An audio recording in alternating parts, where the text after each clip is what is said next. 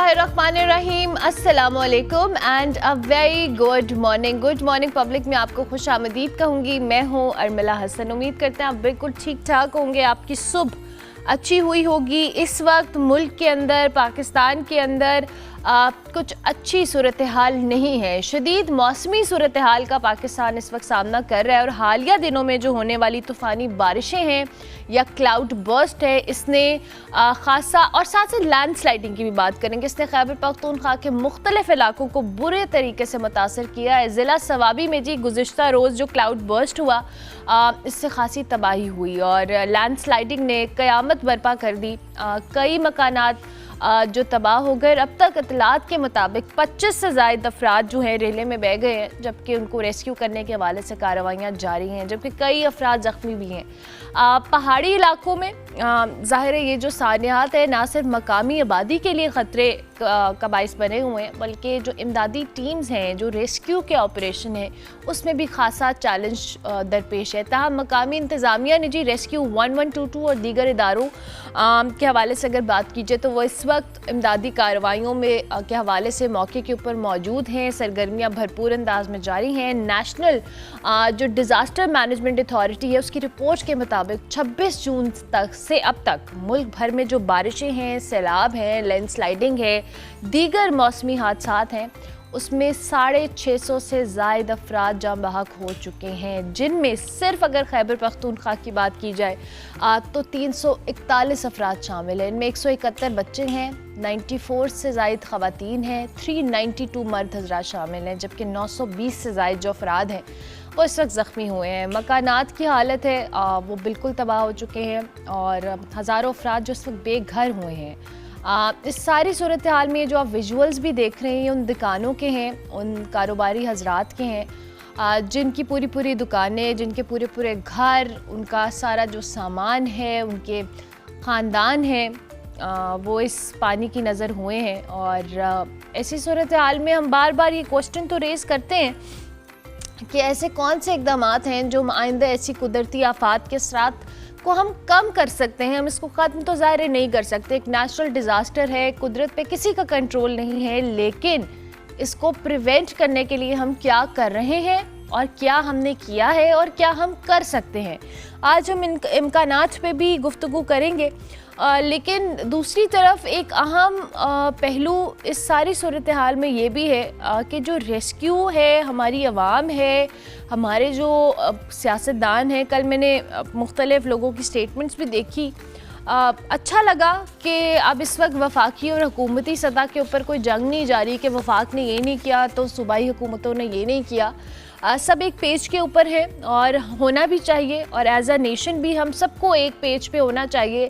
हमने हमेशा देखा है कि खुदा न खास्ता पाकिस्तान के अंदर जब भी कोई इस तरह का नेचुरल डिज़ास्टर हुआ है, सैलाब आए हैं, ज़लज़ले आए हैं, पाकिस्तानी कौम एक हुई है, हमने सपोर्ट किया है।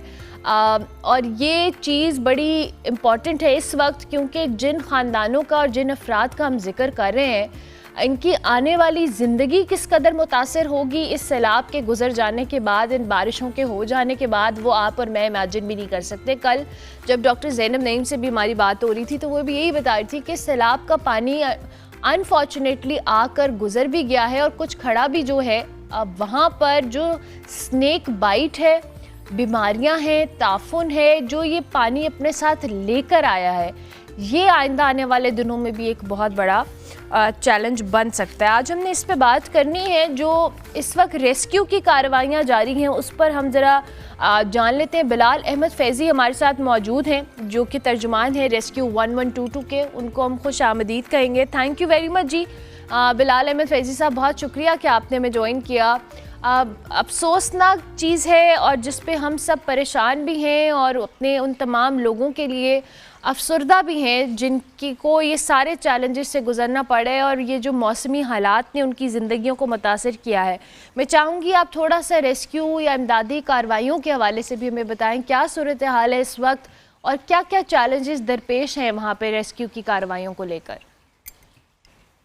जी बिल्कुल, बहुत बहुत शुक्रिया और अस्सलाम वालेकुम सबको। ये कुदरती हादसा, कुदरती सानिया है जहाँ पे रेस्क्यू 1122 खैबर पख्तूनख्वा की आवाम और जितने भी हमारे इदारे हैं वो अवामुन्नास को खिदमात फराहम करने के लिए मौजूद है। मुख्तलिफ जो हमारे खैबर पख्तूनख्वा का स्पेशली जो जोन है, मालाकंड जोन, उसमें सबसे ज्यादा तबाही जो है वो हुई है। इस जोन में हमारे पास स्वात, मानसेरा, लोअर दीर, अपर दीर, स्वात, शांगला, बटाग्राम, तोरगर, ये इलाके शामिल हैं। इसके साथ साथ देखा जाए तो बाजावड़ में भी सानेहा पेश आया, वहाँ भी 21 से ज्यादा अफराद जाँ बाग हुए। अभी कल जो है वो पेशावर, मर्दान, नौशहरा और सवाबी में काफी तेज बारिशें हुई और उस बारिशों के दौरान सबसे ज्यादा नुकसान जो है गुज़िश्ता रोज का वो जिला सवाबी में हुआ, जहां तकरीबन 25 से 28 अफराद जो है वो मिसिंग थे उस सैलाबी रेले में या उस क्लाउड बर्स्ट में, जिसमें से रेस्क्यू 1122 ने अब तक 11 जस्ते खाकी निकाले हैं। मजीद की जो है वो तलाश जारी है। रात से ऑपरेशन भी चल रहा है। ओवरऑल बात की जाए तो ओवरऑल इस वक्त रेस्क्यू 1122 के 5 मकामात पर सर्च ऑपरेशन चल रहे हैं, जिसमें बुनेर है, तोरगर है, शांगला है, सवाबी है और बाजावर, जहाँ पे जो लापता अफराद है उनकी तलाश के लिए जो है अभी भी सर्च ऑपरेशन जारी है। इसके साथ साथ देखा जाए तो हमारी जानिब से मुख्तलिफ जगहों पे हम लोगों ने मेडिकल कैंप स्टैब्लिश किए हैं, क्योंकि जब भी ऐसे वाकयात रोनुमा होते हैं तो वहाँ पे 2 किस्म के जो बीमारियां हैं वो होती हैं। एक तो वबाई अमराज फूटने का खदशा होता है, दूसरा जो पहले से मौजूद बीमार हैं या जो जख्मी है उनकी जो है वो ट्रीटमेंट वगैरह होती है। तो वो दोनों चीजें जो है वो हम लोग इस वक्त कर रहे हैं। हम लोगों ने बल्कि रेस्क्यू 1122 ने जुमेरात के दिन से जो शुरू होने वाले ये वाकया है, ये जो बारिशी सिलसिले हैं, ये जब शुरू हुए तो उससे लेके अब तक 5,800 से ज्यादा अफराद को जो है वो बाहिफाजत निकाला है। इसके साथ साथ हम लोगों के तकरीबन 2,000 से ज्यादा एहलकार ग्राउंड पे मौजूद हैं। हम लोगों ने 150 से ज्यादा गाड़ियां जो है वो भी इस वक्त हमारी ऑपरेशनल है, मुख्तलिफ जगहों पे खिदमात वगैरह फराहम कर रही हैं।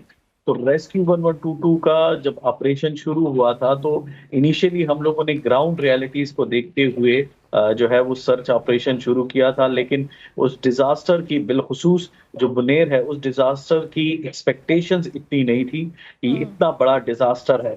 तो जैसे ही वो हालात सामने आए तो सबसे पहले वज़ीर आला खैबर पख्तूनख्वा अली अमीन गंडापुर साहब ने अपने 2 हेली थे वो जो है वो वक्फ कर दिए रिलीफ एक्टिविटीज के लिए, जिसमें एक अनफॉर्चुनेटली एक जो हमारा हेली था वो क्रैश हो गया दादी सरगर्मियों के दरमियान।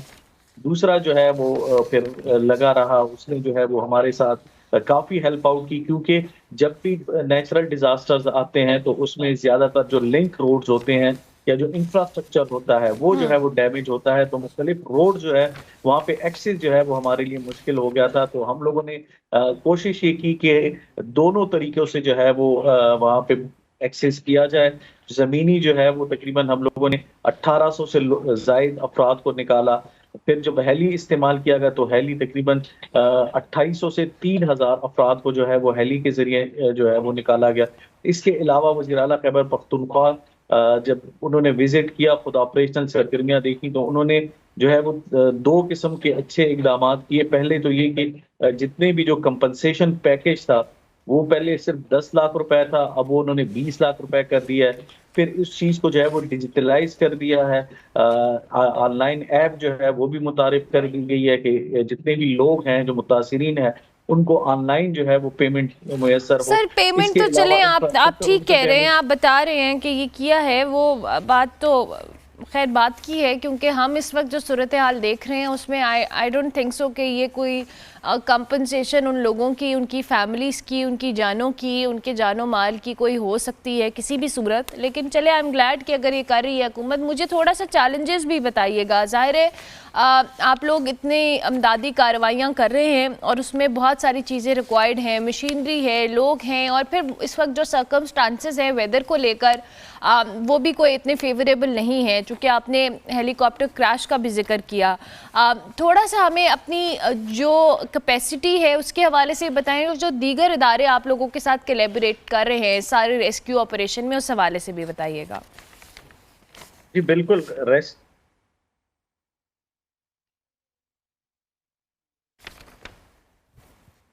है 6,100 से जायद हमारे पास रेस्क्यू एहलकार हैं टोटल।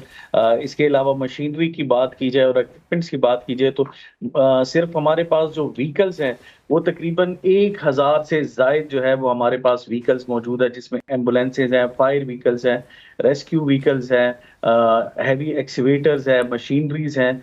अगर इक्विपमेंट्स ओवरऑल उसके साथ ऐड किया जाए तो हमारे पास तकरीबन 9,800 समथिंग जो है वो हमारे पास इस वक्त इक्विपमेंट्स और मुख्तलिफ जो गैजेट्स हैं वो मौजूद हैं। हमारे पास ऑडियो वीडियो सेंसर्स मौजूद हैं, हमारे पास स्नॉर्कल्स मौजूद हैं। तो मुख्तलिफ इक्विपमेंट्स जो हैं उसमें तो शुक्र अल्हम्दुलिल्लाह कोई ऐसा। ठीक है, ठीक है, आप हमारे साथ ही मौजूद रहिएगा। बिलाल अहमद फैज़ी इस वक्त तर्जुमान रेस्क्यू 112 KP के हमारे साथ मौजूद हैं। लेकिन साथ साथ एक और चीज़ जो कि पाकिस्तानी नेशन के लिए एक बहुत बड़ी ब्लेसिंग है आई बिलीव, और वो है अल खिदमत फाउंडेशन समहाउ। बिकॉज़ हमने हमेशा जब भी इस तरह का कोई डिज़ास्टर देखा है तो जो सबसे रिलायबल कह लें, जो पहला फर्स्ट रिस्पांस करने वाली ऑर्गेनाइजेशन है वो अल खिदमत फाउंडेशन है। इनका काम बहुत बहुत ज़बरदस्त है। और आज चूँकि हम इंसानी हमदर्दी के आलमी दिन के हवाले से भी बात कर रहे हैं और पाकिस्तान का एक बड़ा ये रोशन चेहरा कहा जाए कि इस तरह की जो फाउंडेशंस हैं या जो इदारे हैं जो काम कर रहे हैं इस कदर जो कह लें मुश्किल हालात के अंदर, तो इस वक्त हमारे साथ फ़ज़ल महमूद साहब मौजूद हैं, नेशनल डायरेक्टर हैं अल खिदमत डिज़ास्टर मैनेजमेंट प्रोग्राम के। उनको हम खुश आमदीद कहेंगे। बहुत शुक्रिया फ़ज़ल साहब कि आपने हमें वक्त दिया। और ये जो सानिया हमने देखा है और इस वक्त जो सूरत हाल वहाँ पर है निहायत अफसोसनाक है। बट आई रियली वांट कि आप लोग किस तरह से इन इमदादी कार्रवाइयों में, सरगर्मियों में पार्टिसिपेट कर रहे हैं। मैं मुख्तलिफ चैनल्स पे, डिजिटल फोरम्स पे जो फ्लड डोनेशन है उसके हवाले से आप लोगों की कैंपेन तो देख ही रही हूँ। आई रियली वांट कि आप हमें बताएं कि ये कितना हेल्पफुल है और अब तक लोगों का रिस्पॉन्स टुवर्ड्स दिस कैसा है। जी बिस्मिल्लाहिर्रहमानिर्रहीम। जिस तरह आपने पहले भी बता दिया कि अल खिदमत फाउंडेशन जो है ये फर्स्ट रिस्पॉन्डर के तौर पर पहुंच जाते हैं, तो इस सानिहे में भी खुसूसन बुनेर, सवात और इन इलाकों के जो वाक़यात हो गए थे, तो सबसे पहले यानी हमने जैसे ही ये वाक़या रोनमा हुआ तो उसी वक्त से ही हमारे कारकुन जो है मोटिवेट हो गए। उन्होंने सर्च एंड रेस्क्यू में पहले हिस्सा लिया।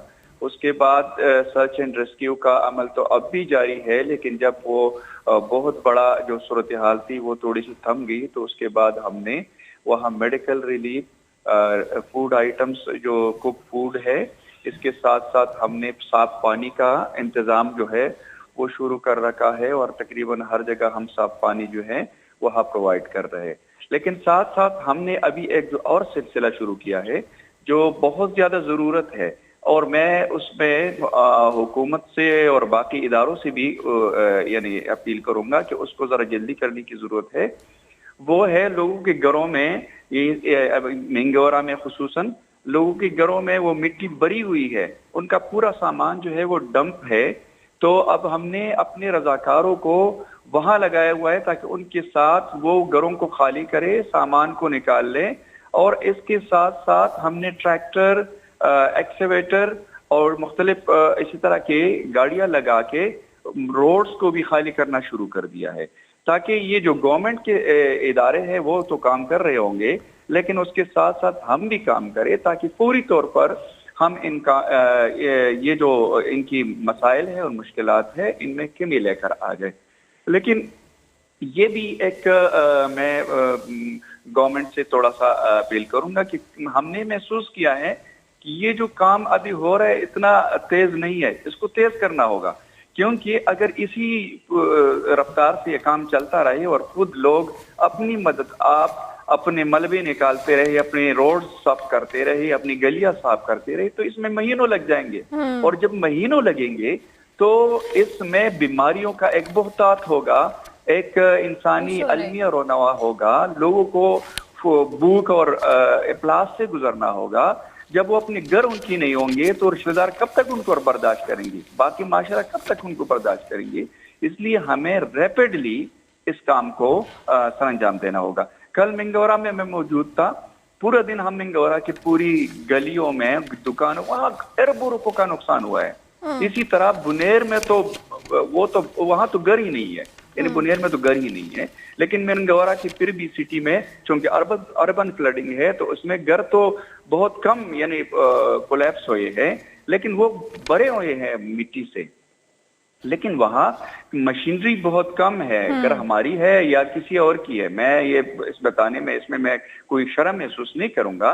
हमें भी इसमें हिस्सा डालना चाहिए और उसमें बाकी इदारों को भी हिस्सा डालना चाहिए, वहाँ मशीनरी ज्यादा करनी चाहिए। अच्छा फजल साहब, मुझे ये बताएं कि जैसे आप खुद भी कह रहे हैं कि मशीनरी और ये काम थोड़ा स्लो है, क्या उस वक्त वहाँ पर जो मशीनरी का पहुँचना है, चूँकि जाहिर है आज रोड्स को लेकर और फिर जो मिट्टी के रेले आए हैं उस पानी के साथ, आप जैसे खुद भी बता रहे हैं कि लोगों के घरों में वो मिट्टी जमा है, क्योंकि हमने माशाल्लाह से दरख्तों को पहाड़ों के ऊपर रहने कहाँ दिए है कि लैंडस्लाइडिंग हो या दीगर हो तो वो पानी का बहाव भी रुके।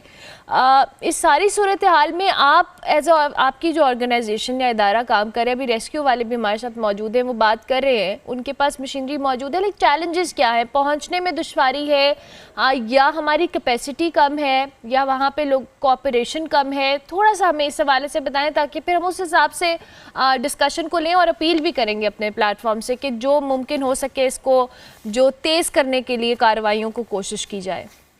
इब्तिदाई पहले जो दो तीन दिन थे, एक तो इसमें लोग एक हैफेजर्ड का शिकार भी थे और बहुत ज्यादा लोग आ रहे थे और उसकी वजह से यानी एक रश थी जिसमें काम करना तो थोड़ा सा मुश्किल था। और बहुत ज़्यादा एक दूसरी बात यह है कि वहाँ कम्युनिकेशन की बहुत ज़्यादा कमी है, क्योंकि मोबाइल नेटवर्क जो है वो काम नहीं कर रहा, खुसूसन बुनेर में। और इसके साथ साथ बिजली की सूरत हाल भी वहाँ यानी अभी तक बिजली बहाल नहीं हुई, जिसके बायस यानी आप ऑपरेशन को देर तक भी नहीं सर अंजाम दे सकते और देर तक भी उसको काम को नहीं किया जा सकता। तो ये कुछ चैलेंजेस तो है, लेकिन अब चूंकि इन चैलेंजेस को लेके ही हमने काम करना होगा। और खुसूसन अभी शांगला के रोड्स, मेरे ख्याल में हमारे रेस्क्यू के साथी भी यहाँ मौजूद है, वो भी बताएंगे कि शांगला की तरफ से यानी सवात की तरफ से, उनका मेन रोड तो सवात की तरफ से है, उनका अपना जो डिस्ट्रिक्ट हेडक्वार्टर है अभी तक उनका एक्सेस उनको नहीं है। यानी वो बुनेर की तरफ से एक ही रास्ता है, चगरजी से, बहुत मुश्किल रास्ता है, वहां से टीमें पहुंच सकती हैं, बाकी उनको कोई रास्ता अभी तक मौजूद नहीं है। तो यानी इस काम को इसलिए मैं कह रहा हूं कि इसको हमें कुछ तेज भी करना पड़ेगा, मशीनरी ज्यादा भी करनी पड़ेगी और जितनी मशीनरी हमारे पास मौजूद है उसको डिप्लॉय करना पड़ेगा, मौजूद तो है उसको डिप्लॉय करना पड़ेगा। बिल्कुल ठीक है। मैं रेस्क्यू की चूँकि रिप्रेजेंटेशन भी हमारे साथ मौजूद है, मैं चाहूँगी फजल साहब आप हमारे साथ ही मौजूद रहिएगा, फिर हम आपकी दीगर जो चीज़ें हैं वहाँ पर जो आप लोग कर रहे हैं ऑपरेट, लेकिन इसके साथ साथ हमें बताइएगा सर कि ये जो अभी फजल साहब बात कर रहे हैं बिलाल अहमद फैज़ी साहब कि ये हमें अपनी कार्रवाइयों को मज़ीद तेज़ करना पड़ेगा, क्योंकि ही सो राइट कि अगर ये चीज़ें लोग अपनी मदद आपके तहत ये प्रोसेस स्लो रहा तो जो पानी खड़े होने से जो वहाँ पे मसाइल होंगे, बीमारियाँ फैलेंगी। और अभी हम स्नेक बाइट का भी जिक्र कर रहे थे, और जाहिर है जब एक चीज़ इतनी कॉम्प्लिकेटेड होगी तो उसके साइड इफ़ेक्ट्स भी तो इससे ज़्यादा वर्स्ट हो सकते हैं।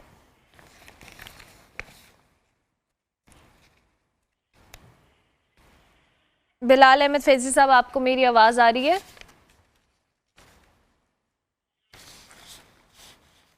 ठीक है, ठीक है, चूँकि फ़ज़ल महमूद साहब भी हमारे साथ मौजूद थे, नेशनल डायरेक्टर हैं अलखदमत डिज़ास्टर मैनेजमेंट प्रोग्राम के, और अलखदमत की जो कार्रवाइयाँ हैं, इमदादी सरगर्मियाँ, उसके हवाले से बता रहे थे। और उनके मुताबिक हुकूमती इदारे हों, जो भी इदारे वहाँ पे काम कर रहे हैं, उनको थोड़ा सा मामले को और जो रेस्क्यू कार्रवाइयाँ हैं, सरगर्मियाँ, उनको तेज़ करना पड़ेगा, क्योंकि इसके बाद जो मसाइल हैं वो बहुत ज़्यादा वर्स्ट हो सकते हैं। इस हवाले से मज़ीद भी हम बात करेंगे। ब्रेक लेते हैं, ब्रेक के बाद वापस आते हैं।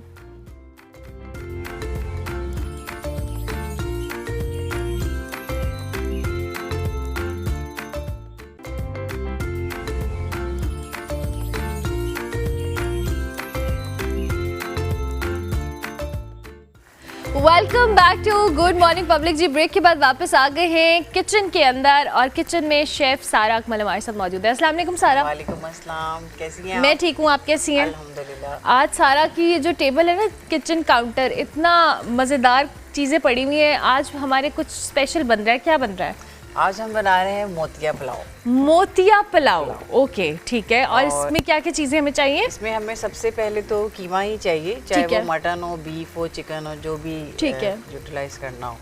उसमें हम एक मैरिनेशंस बनाते हैं, जिसमें हम ginger garlic fine chop, onion, coriander, then bread, egg, ये सब डाल के फिर जो घरेलू स्पाइस हैं उनके साथ मिक्स करके ना हम ये बॉल्स बना लेते हैं। ओके, दिखाएं जी, कैमरे में दिखाएंगे। ये हम इसको अपनी लैंग्वेज में कोफ्ते कहते हैं। हाँ। कोफ्ते बन गए हैं छोटे छोटे। ओके, तो में ये होता है कि खशखाश और चने का पाउडर होता है, वो बस इसमें नहीं होता। ठीक है। और अब हमने इसको क्या करना है? अब हम इसको करेंगे फ्राई। ओके, इसमें कोई कोटिंग नहीं लगती, ये बस सीधे ही तो ये खुलेंगे तो नहीं? नहीं नहीं नहीं। ओके, मैं इसमें डाल दूं? क्योंकि इनके जी इसको बाइंड करने के लिए हमने इसमें ब्रेड डाला हुआ है। ओके, ब्रेड डाला हुआ है। ओके, चलिए जी, इसको हम फ्राई करना शुरू करेंगे। आप बाकी रेसिपी बताएं। अच्छा, बाकी ऐसा करना है कि आपने एक अलग पैन में या पतीली में जो है ना प्याज ब्राउन करके मसाला बनाना है। ठीक है, ठीक है। और मसाला बना के इसको, ये बंद हो गई है, इसको हम ऑन कर देते हैं। अच्छा, तो उसमें हम डालेंगे राइस। ठीक है, ताकि राइस इधर दम पे आएंगे। ओके, अब जैसे राइस दम पे आएंगे तो हमारे ये बॉल्स फ्राई हो जाएंगे। ठीक और है। फिर हम इसके ऊपर ना ये अपना सिल्वर पेपर चढ़ाएंगे। ओके, इसको मैं थोड़ा आग को हल्का कर दूं? ठीक है, ठीक है। ओके, अच्छा, अब ये क्या होगा? ये जब फ्राई होके आएंगे ना, फिर हम इसके ऊपर ये सिल्वर पेपर चढ़ाएंगे। सिल्वर पेपर चढ़ाएंगे, इसलिए इसका नाम मोतिया पुलाव है। एग्जैक्टली। ये हम इसमें ऐड करने, ये आपने मुझे बता देना है, मैं इसमें ऐड कर रही हूँ, कितने करना है। अच्छा जी, और ये अब आपने चावल डाल दिए यखनी में? हाँ जी, बेहतरीन। और ये थोड़े थोड़े फ्राई, इसको हमने कब तक फ्राई करने हैं? ये ब्राउन हो जाएंगे। ब्राउन हो जाएंगे, ओके, बेहतरीन। मतलब ये फुल डन करने हमने। देखिए, मैं हाथ से, मेरी टीम कह रही है आप जिस स्पीड से डालिए सुबह तक बनेंगे। मैं अब क्या करूँ, मुझे मेरी जो स्पीड है मैं उसी हिसाब से बनाऊंगी। मुझे क्या पता, आप लोगों के पास टाइम कम है, मैं तो उसी हिसाब से बना रही हूँ जी। अच्छा, ये होना शुरू हो गए हैं फ्राई थोड़े थोड़े। इसको मैं ऐड कर देती हूँ जल्दी जल्दी, ताकि मेरी टीम मुझे बातें मत सुनाए। अच्छा जी, सारे इतने काफ़ी हैं? जी जी, ठीक है। चले जी, ये देखें हमने डाल दी हैं कोफ्ते। और इसमें पुलाव में कितना टाइम लगेगा? इसमें भी मैक्सिमम समझेंगे बस ये दम पे आएंगे। ठीक है, 10 से 12 मिनट में। 10 से 12 मिनट में जी। और इसके बाद क्या होगा? उसके बाद हम ये बॉल्स ठंडे हो जाएंगे तो हम ठीक ये है। वर्क चढ़ाएंगे। वर्क चढ़ाएंगे, यस। ओके। और इसको हम ऐड करेंगे इस दम वाले में? जी जी बिल्कुल। ओके, और एक ये येलो कलर है, ठीक है, जिसमें मैंने दही के साथ इसमें ग्रीन कार्डमन डाली है। ओके, और हमने इसको हल्का सा कलर दे देना है। ठीक है। और ये हमने कहाँ ऐड करना है? ये दम में। दम में ऐड करेंगे ताकि वो येलो हल्के आए। से ओ येलो इंटरेस्टिंग, ठीक हो गया। अभी आप चावल करेंगी, ये फ्राई होंगे, और फिर मीनवाइल आप इसके साथ इसको कुक करते हैं। exactly। चले, बेहतरीन हो गया। मीनवाइल सारा के चावलों का जो दम वाला प्रोसेस शुरू होता है, ये फ्राई हो रहे हैं। हम आपको एक और शख्सियत से मिलवाते हैं जी। पेशावर जो इंस्टीट्यूट ऑफ कार्डियोलॉजी है, उसने 14 अगस्त को एक ऐसा कहले कारनामा या एक अच्छी चीज़ सरअंजाम दी है, जो कि ना सिर्फ पाकिस्तान बल्कि आलमी सतह पर पाकिस्तान का नाम बुलंद करने के लिए बड़ा इम्पॉर्टेंट रोल उसने अदा किया है। एक ही दिन में जी दिल के 14 कामयाब जो ऑपरेशंस अंजाम देने वाला इदारा बन चुका है। इसने सर्बिया के 13 सर्जरियों वाले साबिका जो आलमी रिकॉर्ड है उसको भी तोड़ा है। बल्कि अगर हम कहा जाए कि मेडिकल साइंस के अंदर पाकिस्तान ने एक बड़ा कारनामा सरअंजाम दिया तो ये बिल्कुल गलत नहीं होगा। इस हवाले से आज हमने सोचा कि हम बात भी करें और आपकी मुलाकात भी करवाएं। डॉक्टर अली रज़ा हमारे साथ मौजूद हैं, कार्डियोलॉजिस्ट, मेडिकल डायरेक्टर PIC, उनको खुश आमदीद कहेंगे। Thank you very much sir, बहुत शुक्रिया आपके वक्त का। मैं थोड़ा सा चाहूँगी कि आप हमारे देखने वालों को इस जो कि मेडिकल साइंस के अंदर बड़ी अचीवमेंट है पाकिस्तान की, उस हवाले से बताइएगा। और पेशावर इंस्टीट्यूट ऑफ कार्डियोलॉजी ने ये जो 14 अगस्त को सर्जरीज की हैं, इसके हवाले से भी।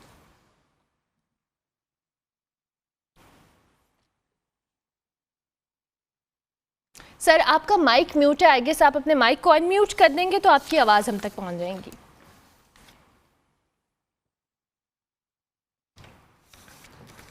डॉक्टर साहब, आपको मेरी आवाज़ आ रही है?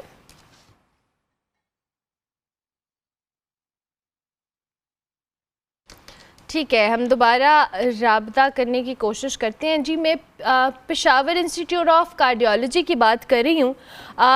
14 कीमती जानों को नई ज़िंदगी देने की ये दास्तान है जो रकम हुई है, और बग़ैर जो आपका सर्जरी कहा जाए कि ऐसा करना कि सीने को चाक किए बग़ैर जो दिल के वॉल्व हैं उनकी तब्दीली जो है एक नहायत ही कॉम्प्लिकेटेड और एक बहुत स्किलफुल काम है, जिसे PIC की काबिल टीम ने इंतहाई पेशावराना महारत कह लें, मेहनत कह लें और लगन से मुकम्मल किया। इन पेशेंट्स की ओपन हार्ट सर्जरी जो है वो मुमकिन नहीं थी, लेकिन जो एक जदीद टेक्निक है उसकी मदद से उन्हें एक नई ज़िंदगी मिली। और आज हम इन डॉक्टर्स की टीम जिन्होंने ये सर्जरी सरअंजाम दी हैं, उनके सरबराह डॉक्टर अली रज़ा हमारे साथ मौजूद हैं। अगर मैं डॉक्टर साहब से राब्ता होगा तो मैं ज़रूर उनसे बात करके हम ये जानना भी चाहेंगे कि ज़ाहिर है बहुत सारे लोगों की जो हार्ट सर्जरीज़ पाकिस्तान के अंदर, वैसे भी हार्ट रिलेटेड इश्यूज़ जो हैं उनकी रेशो दिन ब दिन बढ़ रही है, और ऐसी सूरत हाल में ये एक बड़ा माइलस्टोन है जिसको अचीव किया गया है PIC की जानिब से। और इसमें क्या चीज़ें और क्या जो टेक्नोलॉजी का इस्तेमाल किया गया है और किस तरह से हेल्पफुल रही है एक रेवोल्यूशनाइज़ करने के लिए मेडिकल साइंस के अंदर, इस पे हम बात करेंगे। डॉक्टर साहब से राब्ता हुआ है जी हमारा? ठीक है, हम डॉक्टर साहब से राब्ता करने की कोशिश करते हैं। हम ब्रेक ले लेते हैं, जब हम ब्रेक के बाद वापस आएंगे तो डॉक्टर अली रज़ा से हम बात करेंगे। मिलते हैं ब्रेक के बाद।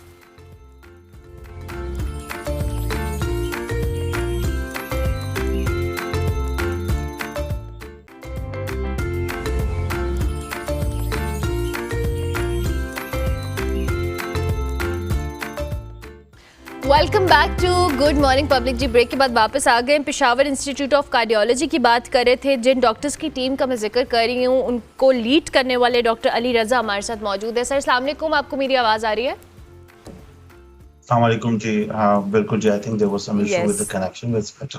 Perfect, thank you very much doctor साहब, बहुत शुक्रिया। मैं ज़रूर जानना चाहूँगी कि जो माइलस्टोन अचीव किया है आपने और आपकी टीम ने, इस हवाले से हमारे देखने वालों को बताइएगा। Thank you so much first of all आपको और आपकी टीम का for taking us on this show.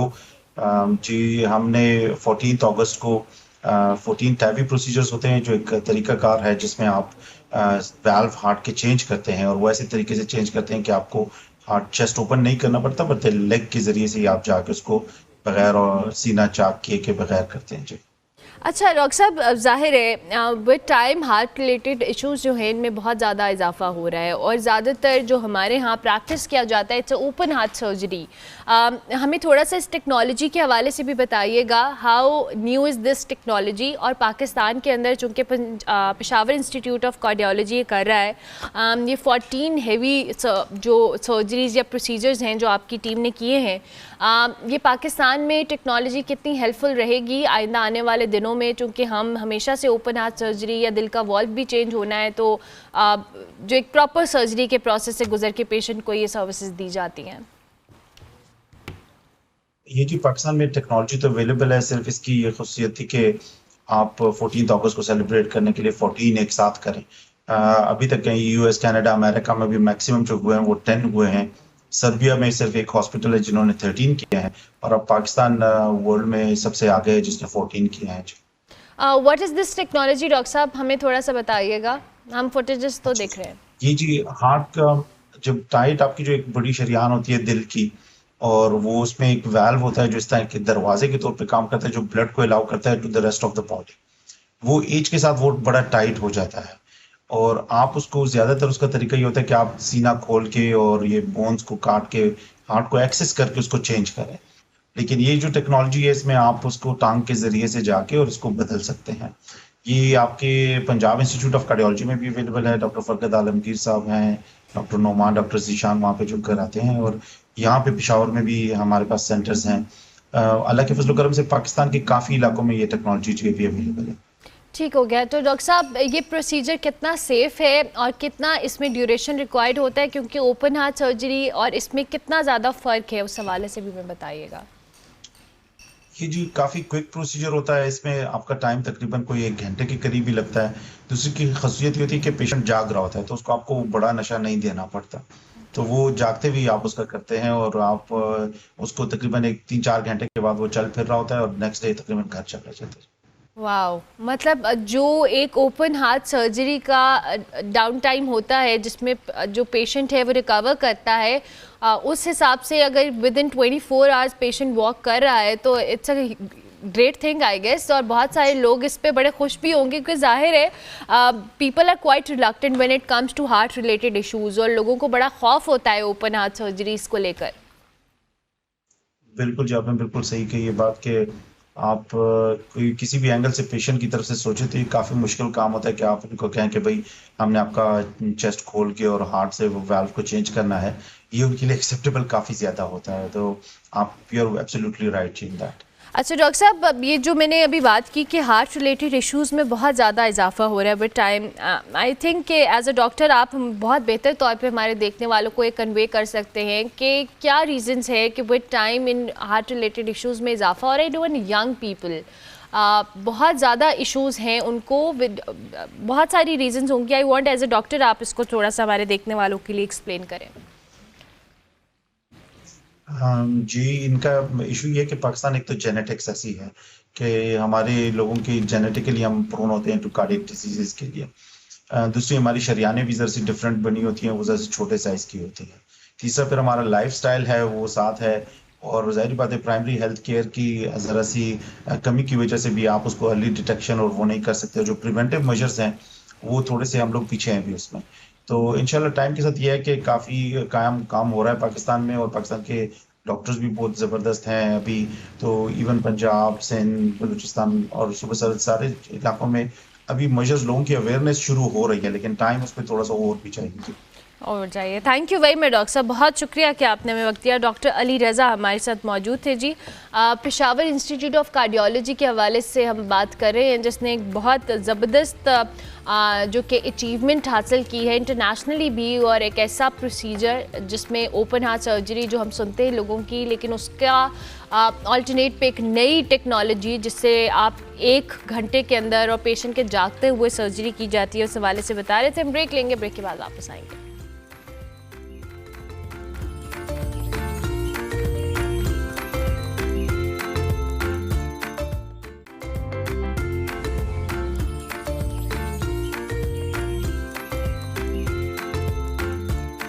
Welcome back to good morning public ji. मैं आज बार बार किचन में आ रही हूँ, मुझे एक प्रोसेस बड़ा इंटरेस्टिंग लग रहा था, मैंने सोचा मैं यहाँ आऊँगी। सारा ने चावल बनाकर उस पर कोफ्ते डालकर जो बॉल्स हैं उनको डालकर उन्होंने दम पे रख दिया है, और अभी इस पर कोटिंग कर रही थी वर्क की, तो मैंने सोचा कि मैं भी इसमें पार्टिसिपेट करूँगी। सारा चलें आप मेरी हेल्प कराएं जी। आप एक करेंगी, मैं सीखूंगी, उसके बाद फिर मैं इस पर कोटिंग करूँगी। अच्छा, आपने मोतिया पुलाव बनाया है राइट जी, तो ये आपकी अपनी रेसिपी है? अपनी रेसिपी है, सारा की अपनी रेसिपी है जी मोतिया पुलाव वाली। वो क्या आप इस पे रैप करेंगी? ओके, मैं नीचे से उठाऊंगी क्योंकि ये तेरा ऊपर वाला ठीक है। सारा समटाइम बहुत सारे पुलाव जो लोग बना रहे होते हैं, किसी के जो चावल हैं वो कभी हो जाते हैं, हाँ ये मैं करती हूँ, किसी के चावल कभी बहुत उसमें वो कहते हैं ना भप्पा बन जाते हैं, कभी कच्चे रह जाते हैं। क्या इसकी टेक्निक है ये, या मुझे आज सीक्रेट इसकी टेक्निक बता दें जल्दी असल में राइस होते हैं डिफरेंट, कोई पुराने होते हैं, कोई नए होते हैं, कोई 25 मिनट्स पहले जो है उसे सॉक किया जाता है। ठीक है, तो ये सबसे पहली तो चीज़ देखनी चाहिए। नहीं तो सारा ये बहुत सारे लोगों को पहचान नहीं होती मेरे जैसों को, जिनको पता हो कि भाई आपने चावलों को इतनी देर भिगोना है। ज़रा हमें बताएं ना कैसे। वो आप थोड़ा सा जो कच्चे चावल नहीं होते हैं, हाँ, तो 2 से 3 दाने ना अपने दांत के नीचे रखें। ठीक है, ठीक है। अगर तो वो फौरन टूट गया तो समझेंगे वो नया है। अच्छा। यस। और अगर थोड़ा सा लेट टूटे, हाँ, तो इसका मतलब है कि वो पुराना है। मैंने बहुत मैस किया है वैसे मैं बताऊं, लेकिन फिर भी मेरी ये कुछ शक्ल निकल आई है। ये देखें, ये देखें, ये जो चांदी के वर्क है, आप इसको गोल्ड भी नहीं कर सकते, सोने के वर्क में करें। ये आप सोने के भी कर सकते हैं, सोने के वर्क में करें ताकि आपको पता लगे कि आपने सोने वाला मोतिया बनाया है। वाह, ये देखिए ना, ये होता है शेफ प्रो। सारे ने फुल इसको रैप करके दिया। सारे आप इसके ऊपर इसकी ड्रेसिंग करेंगी इस वर्क के साथ जो आपने ऊपर रखी हुई है, जो पुलाव है? वही बाकी तो मैंने ऐसे ही डाल दिए। हाँ, अब ये हमारी प्रेजेंटेशन में जाएंगे हम। करते हैं इसकी प्रेजेंटेशन आप? जी जी बिल्कुल। क्या बात है, आप खुश शक्ल पुलाव देखें। आप मुझे क्यों दिखा रहे हैं, इसको देखें। खाने के आगे क्या करना है आपने, ये देखें, ये देखें। ये ऐसे मैं इसको ऊपर करती हूँ सारा, थोड़ा सा ये गिर ना जाए। ये देखें जी, कैम में दिखाएं, ये पुलाव है और इसके अंदर सारा ने डाले हैं ये बॉल्स एंड साथ इसका फ्लेवर वो कलर भी बहुत अच्छा है। और अब ये प्रेजेंटेशन में इस्तेमाल होंगे। मैं 1-2 और कर दूँ तब तक आप इसको प्रेजेंटेशन कर रही हैं, जो मज़ा आ रहा है। आई रियली लाइक इट कि ये जो इसको रैप कर रहे हैं ना, ये अच्छी टेक्निक मैंने सीखी है कि इसको ऐसे ही डाल देंगे पेपर से वो फिर हाथ से, वरना हाथ पे चिपक रहा है। Very good. ये लें जी, वाह भाई, ये होने लगी है प्रेजेंटेशन। जो हमारे सिल्वर वाले हैं ना, वो हम इनके ऊपर लगाएंगे प्रेजेंटेशन के तौर पे जी। वेरी गुड, आई होप कि इट वर्क्स। ये देखिए, वैसे गरम भी है ना, मेरे हाथ पे लग गया। क्या खुशबू आ रही है भाई, बहुत आला, बहुत मज़ा आ रहा है। अच्छा जी, वैसे तो ये सारे देगी टेस्ट देने के लिए हमें कोई चीज़ बताएं, क्या इसमें ज़्यादा ऐड की जाए कि जो देग वाला पुलाव होता है या देग वाली जो खुशबू होती है ना चावलों में, वो आनी चाहिए। आई फील जी, उसमें ये जो हमारा ब्लैक कार्डमन और ग्रीन कार्डमन है ना, वो आपने पीस के पाउडर डालना है, पीस कर पाउडर डालना है। यस। ओके, ये देखिए जी हमारी प्रेजेंटेशन। गुड, इसको थोड़ा फिक्स कर देते हैं हम। ये हमने इसके ऊपर, ये है जी मोतिया पुलाव, जो कि शेफ सारा अकमल। सारा मुझे बताएं, आप अपनी ये जो रेसिपीज़ हैं अपने सोशल मीडिया पर शेयर करती हैं? अगर कोई पूछ ले, वैसे तो मेरा पेज है सारास कुक हाउस के नाम से। ठीक है। और इंस्टा पे भी है, टिकटॉक पे भी हूँ। क्या बात है। अच्छा मुझे बताइए, टिकटॉक पे ऑडियंस कैसी है? टिकटॉक पे बस नॉर्मल ही है। नॉर्मल है। अच्छा जी, मैं उधर आ रही हूँ ये इसकी खुश शक्ल किस्म का खाना दिखाने के लिए आपको। सारे मैं इसके ऊपर रख दूँ प्रेजेंटेशन के तौर पे। और सारे ने इसके साथ रायता भी बनाया। ये देखें जी, ये है आपका मोतिया, इसके ऊपर ये बेजल लीव है। बेजल लीव्स ये आज मैं फटाफट गैराज से गमले से वाह, घर के बेजल लीव्स हैं जी, ये क्या बात है। इसको हमने ऐड कर दिया। आज मैंने थोड़ा थोड़ा काम बिगाड़ने की कोशिश की है, लेकिन I hope it helped you सारा समहाउ जी। ओके जी, ये लें, बन गए। थैंक यू वेरी मच सारा, बहुत शुक्रिया कि आपने इतनी अच्छी रेसिपी हमारे साथ शेयर की। शेफ़ सारा अकमल जी हमारे साथ मौजूद थी। इन्होंने बनाया है मोतिया पुलाव, जिसके साथ मैंने सिर्फ हाथ लगाया है, इसको मैंने हेल्प किया सारा। अगर ये हाथ लगाना भी बड़ा बात होती है। ये देखिए ना, ये मोटिवेशन में चाहिए। चले जी, हम ब्रेक लेते हैं, ब्रेक के बाद वापस आते हैं और फिर और मेहमानों से आपकी मुलाकात करवाते हैं।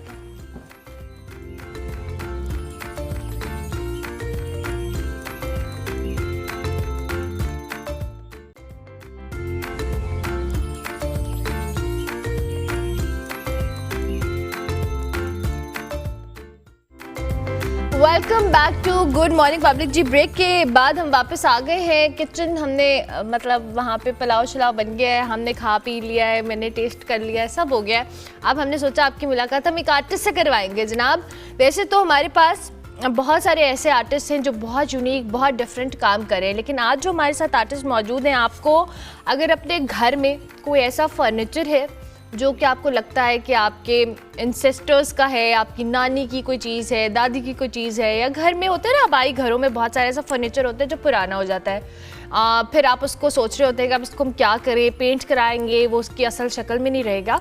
तो ये उन फर्नीचर को बहुत अच्छे तरीके से पेंट करती हैं, उनको प्रेजेंटेबल बनाती हैं, उनको रीस्टोर करती हैं। लेकिन बेसिकली सिर्फ ये काम नहीं करती हैं, बल्कि इनफैक्ट अगर आपको नया फर्नीचर है, आप उस पर कुछ भी प्रिंट कराना चाहते हैं, कुछ पेंट कराना चाहते हैं, तो ये एक नई टेक्निक आज हमारे साथ शेयर करेंगी। हम उनसे भी बात करेंगे। Basically she is a painter, लेकिन अभी इन्होंने अपनी आर्ट को मज़ीद डाइवर्स किया है, थोड़ा एक्सपैंड किया है। सना उस्मान हमारे साथ मौजूद हैं और ये आर्टिस्ट हैं। सना, अस्सलाम वालेकुम। अस्सलाम वालेकुम। कैसे हैं आप? बिल्कुल ठीक, आप सुनाएं? बिल्कुल ठीक। थैंक यू सो मच कि आप तशरीफ़ लाई और इतने प्यारे आर्ट पीसेस आप हमारे लिए लेकर आई।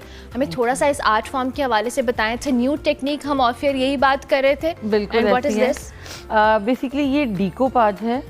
ये एक पेपर होता है, पेपर प्रिंट, और ये बहुत पतला, मतलब ठीक है, शदीद पतला डीकोपाज। ओके। तो ये चाइना और जापान की टेक्निक है, जो वो पिछले 300 साल से तो वो लोग इस्तेमाल कर रहे हैं, क्योंकि वहाँ पे बेसिकली ज़्यादा लैंडस्केप होता है, वो पोर्ट्रेट वगैरह उनका इतना उसमें नहीं है।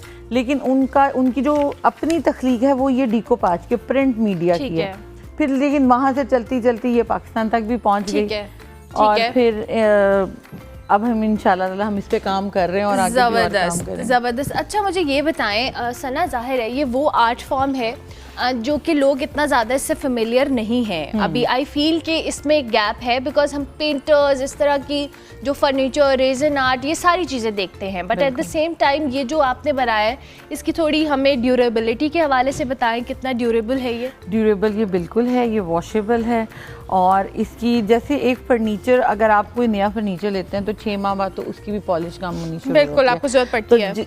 This is like a furniture ही है, बस थोड़ा सा पेंट चेंज हुआ है। हमने एनामल पेंट देखा है, हमने ऑयल पेंट देखा है, हमने एक्रेलिक में देखा है, पेस्टल देखा है, वाटर कलर्स देखे हैं, ये चॉक पेंट है। ये भी वाटर कलर की तरह है, लेकिन ये इजी टू ड्राई है। और बस वो कहते हैं ना कि आर्टिस्ट जो बंदा हो वो नई नई चीज़ों को ट्राई करता है और नई नई चीज़ों को इनोवेट करता है। तो बस ये वो चीज़ है। अच्छा, मुझे बताइए जो अंदर आपने आर्ट किया हुआ है, इट्स लाइक वो जो स्केच जो अभी आप बात कर रही थी, मिक्स, हाँ, मिक्स मीडियम है। इसमें कुछ पेंट भी है, कुछ, क्योंकि पूरा प्रिंट नहीं है ना, थोड़ा सा प्रिंट है, फिर थोड़ा स्टेंसिल है, थोड़ा हाथ का काम है, बाकी तो फिर पेंट है। आपने टेक्सचर कैसे देना है, आपने थीम कैसे देना है, कि आप समझ ही नहीं सकते कि ये क्या है। हाँ एग्जैक्टली, मुझे नहीं समझ में आया कि कैसे। मैं बहुत सारे सवाल कर रही हूँ आपसे। आम मतलब अब हम तो देखते हुए चीज़ को पता लग जाता है ना। हमारा तो वो हिसाब है कि हम उस टाइप स्टेज पे आ गए हैं कि हम अगर दूर से भी सूंघते हैं ना तो हमें पता लग जाता है कि ये फलां चीज़। अच्छा सना, मुझे ये बताएं कि बेसिकली आपने पेंटिंग से स्टार्ट किया, ज़रा हमें अपने इस जर्नी के हवाले से बताएं ना, कब से कर रही हैं, कितना टाइम हो गया इस आर्ट फॉर्म को ऑप्ट किए? मैं 15-20 साल से कर रही हूँ। बेसिकली मैं पेंटर हूँ। मैं पिक्सल पोर्ट्रेट बनाती हूँ, स्टिल लाइफ मैंने बहुत ज़्यादा किया है, कैलीग्राफी मैंने बहुत की है। लेकिन बस वो कहते हैं ना कि एक आर्टिस्ट जो है वो स्टेप बाय स्टेप सीढ़ियाँ चढ़ता जाता है और नई नई चीज़ें सीखता जाता है। तो बस मैंने भी सीखते से अभी सीखने का अमल और भी है। आज ये टेक्निक आई है, कल को कुछ और आ जाएगा, हम उस साइड पे चले जाएंगे। तो मैं कस्टमाइज़ करती थी, ठीक है, जैसे अब सबको पता है, फैमिली को पता। वैसे मैंने एमफिल उसमें मेरा हिस्ट्री है सब्जेक्ट जो है, और आर्ट से तो कहीं दूर दूर तक ताल्लुक नहीं है, लेकिन अंदर से किया है। शादी के बाद जब बच्चे स्कूल गोइंग हुए हैं तब जाके मैंने मुझे सोचा, मैंने 3-4 साल का मैंने काफ़ी इंस्टीट्यूट में लाहौर में मेरे जो उस्ताद हैं वो NCA के उस्ताद हैं। एक जो हैं सर बशीर हैं, वो NCA के मिनिएचर के उस्ताद हैं। NCA में मिनिएचर का सिलेबस उनका बनाया हुआ है। वो गुलबर्ग में उनका स्टूडियो है, उनसे मैंने काफ़ी सीखा है। पोट्री मैंने सीखी है, और वहाँ से चलते चलते फिर एकदम आया कि जब सब लोग बना के ले जाते थे ना, फिर मुझे हुआ कि नहीं यार, अब थोड़ा सा सेल करना चाहिए, कुछ पैसे कमाएं। फिर सब एक इधर उधर से, अच्छा तुम ऐसे कर लो, ऐसे कर लो। फिर सबसे पहले मैंने एग्जीबिशन लगाई थी आज से कोई 5 साल पहले रेस कोर्स में। अच्छा, हाउ वाज द रिस्पांस? बहुत बुरा। क्यों? बहुत बुरा। पता है क्या, मैंने पहली दफा कोई आर्टिस्ट सुनी है जो कह रही मेरी एग्जीबिशन का रिस्पांस बुरा था। आप में आपकी चीज़ वहाँ पे पड़ी है, हमें पता है। उसमें ये नहीं था, उसमें पेंटिंग थी, स्टिल लाइफ थी, उसमें पोट्री थी सारी, तो लेकिन वो शायद मुझे डिस्प्ले नहीं करना आया, मुझे करना वो वैसी अप्रिशिएशन नहीं मिली। अच्छा, मैं आपको एक बात बताती हूँ, जो what I feel basically as बहुत सारे लोगों से जब मैं यहाँ पे इंटरव्यू करती हूँ, वो टाइम लोगों में एस्थेटिक्स और आर्ट की अवेयरनेस अब आई है, अब आई है। पहले हम मुझ जैसी को भी ना अगर कोई पेंटिंग आती थी मैं सोचती क्या बनाया हुआ है, मतलब ये होता था। लेकिन आप when you talk to people, when you interview them, और जब आप उनके थॉट प्रोसेस या आइडियाज़ को समझ रहे, अब डिजिटल ने बहुत आसान कर दिया। हर चीज़ आप हर आपकी स्टोरी है, हर रंग के साथ आपकी स्टोरी है, हर रंग के साथ आपकी फील है। आप देखेंगे मुख्तलिफ आर्टिस्ट होते हैं, उनका एक कलर जो उन्होंने एक कलर पकड़ा होता है, और उस क्योंकि वो उनका अपना रंग होता है, उनकी अपनी पर्सनैलिटी होती है, ब्राइट है, सैड है, और उस रंग में से वो फिर आगे रंग निकालते हैं और पूरी लाइफ उसमें खींचते हैं। और जो लोग आर्टिस्ट, मोस्टली आर्टिस्ट है ना, वही, और मेरे स्टॉल पे वो बंदा आता है जो जिसको आर्ट का शौक है। हाँ, तो ये वही बात है कि वो टाइम जिसको आर्ट पसंद है वही वो आइडिया नहीं था ना, मुझे था कि नहीं सब लोग इतनी तारीफ करते हैं, नहीं सब, लेकिन हर बंदे के लिए आर्ट नहीं होता ना, टेस्ट मुख्तलिफ है। फिर वो मैं थोड़ा काफ़ी डरने के बाद फिर मैंने क्या किया कि जी इसको थोड़ा चेंज किया मैंने। चेंज करने के बाद फिर मैं थोड़ा दोबारा मोटिवेट हुई।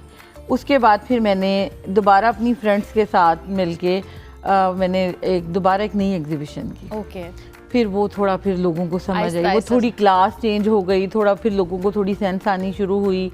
तो वो आते आते ना फिर अब आके माशाल्लाह अल्हम्दुलिल्लाह अब मैं वर्कशॉप देती हूँ, सिखाती हूँ। जो पेंटिंग सीखना चाह रहे हैं, जो फर्नीचर पेंटिंग सीखना चाह रहे हैं, मैं उनको सिखाती हूँ। अच्छा, सना मुझे ये बताएं कि ये जो फर्नीचर पेंटिंग है, जो पुराने फर्नीचर को आपने नया करती हैं, जैसे मैंने अभी रेफरेंस में भी बताया कि बहुत सारे लोग के घरों में से एंटीक पीसेस होते हैं which they don't want to discard, right? वो नहीं, वो रखना चाहते हैं, उसको रिस्टोर करना चाहते हैं। उसको आप कैसे करती हैं और किस तरह का पेंट्स और कलर्स यूज़ करती हैं उस पर? कलर्स तो उनकी अपनी मर्जी के होते हैं, डिज़ाइंस भी उनकी अपनी मर्जी के होते हैं।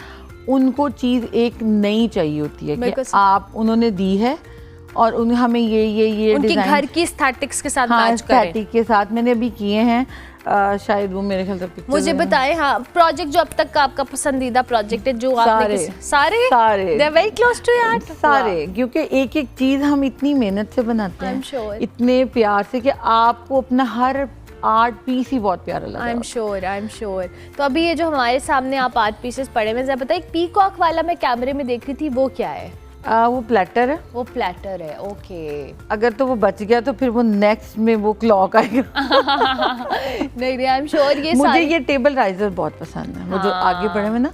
अब जैसे सम टाइम हम बेड पे बैठे होते हैं, सेंटर में रख लो कोई कॉफ़ी, कोई कप, कोई लैपटॉप हम यूज़ कर रहे हैं, अगर हम नीचे बैठे हैं तो फिर हम ज़मीन पे ऐसे पता कोई चीज़ नहीं रख सकते, बैग का इशू और ये सारा कुछ, तो वो सामने मुझे ये राइजर, टेबल राइजर्स बहुत पसंद है। तो ये सबसे इंटरेस्टिंग बात है कि ये वॉशेबल है, राइट? वॉशेबल है, आप इसको ये डर नहीं होगा कि फर्नीचर है, आपने लगा दिया, हमने पूरा प्रिजर्व करके, पूरी पॉलिश होती है, इसका पूरा प्रोसेस होता है पूरा। हाँ, इसका पूरा हर चीज़ का एक इसका प्रोसेस है कि हमने रॉ फॉर्म को कैसे रेडी टू पेंट करना है, उसके बाद पेंट है, पेंट के बाद एंड लास्ट पे उसकी प्रिजर्व उसको कैसे करना है, ताकि अगर इस पे कोई चीज़ गिर जाए आप इसको वॉश कर सकें, और अगर आप मतलब साफ भी आसानी से हो जाए, तो ये बहुत ईजी है। सन्ना का हाथ देखें, एक आर्टिस्ट का हाथ ऐसे होता है, पेंट मैं इसको इंटरेस्टिंगली बता रही हूँ, क्योंकि मोस्टली जब भी आप किसी पेंटर के पास खड़े हो, किसी आर्टिस्ट के पास खड़े हो, उसके हाथ पे बिल्कुल पेंट निशान सब होते हैं, और सन्ना के हाथ से पता लग रहा है कि मुझे ये था कि मैं जल्दी प्राइमर में, हाँ मैंने कहा था, मुझे था कि मैंने प्राइमर में कर लूँ, ताकि अगर मुझे पेंट करना पड़ जाए तो फिर वो थोड़ा मुश्किल। Love it, I absolutely love, ये बड़ी अच्छी बात है। हर वो नया सूट हो, वो पुराना हो, वो शादी का, सब पे निशान है, सब पे, क्योंकि वो कहते हैं ना आर्टिस्ट को मार्फत आती है और वो किस टाइम आ जाए कोई पता नहीं है। सर मुझे ये बताएं कि ज़ाहिर आपने कहा कि आपने शादी के टाइम पे ब्रेक लिया, उसके बाद एंड यू हैड किड्स और सारी चीज़ें, अब वापस आने के लिए आपको बड़ी हिम्मत चाहिए होती है, आपको अपनी एनर्जी वापस लानी होती है। नहीं, वो पता क्या होता, हुआ ये था कि टेम्परामेंट नहीं था घरेलू पॉलिटिक्स वाला। ओके। फिर कुछ अलहदा थी, अकेली रह रही थी, क्योंकि मेरी मदर इन लॉ माशाल्लाह वो खुद डिप्टी एजुकेशन रिटायर हुई थी, पढ़ी लिखी खातून थी, और ना उनका और उन था कि नहीं भाई अपनी लाइफ सेट करो, अपना घर सेट करो। फिर जब मैं मतलब अकेली में रहती थी, तो जब बच्चे जाने लगे, यार मैं क्या कर रही हूँ, कुछ भी सो रही हूँ, उठ रही हूँ, खा रही हूँ, सारा दिन मोबाइल यूज़ कर रही हूँ, नहीं कुछ करना चाहिए। फिर मैंने एक दो दोबारा से कोर्सेज जब शुरू किए ना, फिर मैं थोड़ा बाहर जब निकली हूँ ना दोबारा मोटिवेट होने के लिए, फिर जब लोगों को देखा, रंगों को देखा, और अभी भी मैं कोई पेंट शेंट कुछ देखती हूँ ना तो मैं वहीं खड़ी हो लवली। इतना अच्छा कल भी हमारे पास एक आर्टिस्ट आई थी और उनसे भी मुझे फौजिया साहिबा, वो ब्लॉक पेंटिंग करती हैं, it's a very old art form, और जब वो उनकी एज, और उन्होंने कहा कि मैंने इतना गैप लिया, 30 इयर्स से वो ये आर्ट कर रही थी, and I felt so good कि इतना प्रोडक्टिव उन्होंने अपनी इस एज में सारी चीज़ों को किया। उनके बच्चे जवान हो गए थे, सेट कि उन्होंने मुझे सपोर्ट किया, मैं husband supported me like anything. So I believe कि हर खातून के अंदर ये मोटिवेशन और ये डेडिकेशन होनी चाहिए कि do something productive with your life. बिल्कुल, मेरी अपनी फैमिली बहुत एजुकेटेड है। मेरी बहन, मेरे मतलब वो खुद मेरी जो बहन है उसने भी PhD की हुई है, वो साउथ अफ्रीका से। मेरा भाई, मेरे फादर, सब। मैं वाहिद थी जिसने साइंस नहीं पढ़ी, और उन लोगों को लगता था इसने साइंस नहीं पढ़ी ना, ये नालायक है क्योंकि मैं स्पोर्ट्समैन थी, मैंने बैडमिंटन खेलती थी पहले मैं, तो मेरी अम्मी को लगता था इसको बस जो अब ये सीख रही है ना, इसको ये सिखा दो, ये कुछ तो करेगी ना। अब मैं आजकल ना, जब ये सब नहीं चल रहा था तो मैं क्रोशिया कर रही थी, तो वो मुझे पूछ रही थी कि तुम ये भी कर रही हो। मैंने कहा मेरी अम्मी को लगता था मैं नालायक हूँ, मैं कुछ नहीं चले अम्मी को आपसे भी लगता होगा, आई एम श्योर कुछ नहीं कर पाऊंगी। और सना, मुझे इन द एंड अपनी इस पेज के हवाले से बताएं, किस नाम से आपका इंस्टाग्राम पे है, ताकि लोग गनिया आर्ट्स के नाम से मेरा पेज है। गनियाज आर्ट, गनियाज आर्ट, गनिया आर्ट्स, ठीक है, GHANIYA, ठीक है, गनिया आर्ट्स के नाम से मेरा पेज है। आप उसको विजिट भी करें। अगर आप लोगों ने अपना कुछ कस्टमाइज़ कराना है तो आप मुझे मैसेज करें, और मैं वर्कशॉप भी देती हूँ। किसी ने सीखना भी है तो भी आप कांटेक्ट कर सकते। Lovely, it was lovely meeting you Sana, thank you very much. Sana Usman हमारे साथ मौजूद थी जी।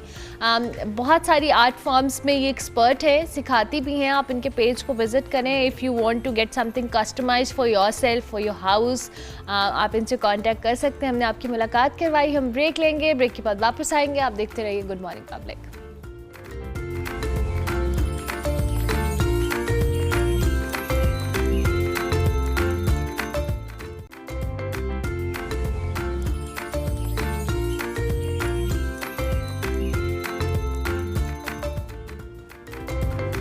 Welcome back to good morning public ji. Break के बाद वापस आ गए। आज बड़े इंटरेस्टिंग और डिफरेंट टॉपिक के ऊपर हम बात करने वाले हैं। पाकिस्तान की जो इकॉनमी है जी, इसमें फैमिली जो बिजनेसेस हैं वो बड़ी इंपॉर्टेंस के हामिल हैं, मगर यहाँ पर सवाल अपनी जगह पे कायम है कि बदलते वक्त के साथ इन कारोबारों को किस तरह से पायदारी और तरक्की के रास्ते पे गामज़न किया जाए। ख़ानदानी जो कारोबार है उनको ना सिर्फ अंदरूनी सतह पर चैलेंजेस का सामना है, बल्कि आलमी मयार के जो साथ हम आहंग होना भी बहुत ज़रूरी है। इसके लिए एक बहुत बड़ा चैलेंज ये है कि ऐसे में जो फैमिली काउंसलिंग है वो किरदार अदा क्या कर सकती है, एडवाइजरी क्या किरदार अदा कर सकती है, जो हमारी यंग या यूथ है उनको कारोबार में कैसे इंक्लूड किया जा सकता है, और फैमिली से कॉरपोरेट स्ट्रक्चर की तरफ जो मुंतकिली है उसके मसाइल और कामयाब गवर्नेंस के असूल के हवाले से आज हम तमाम फैक्टर्स के ऊपर बात करेंगे। ये मेरे लिए भी बड़ा एक नया टॉपिक है, because every single time we talk about businesses और पाकिस्तान की इकॉनमी को जहाँ पे हम डिस्कस करते हैं, हम फैमिली बिजनेसेस के हवाले से कहीं ना कहीं बात नहीं करते।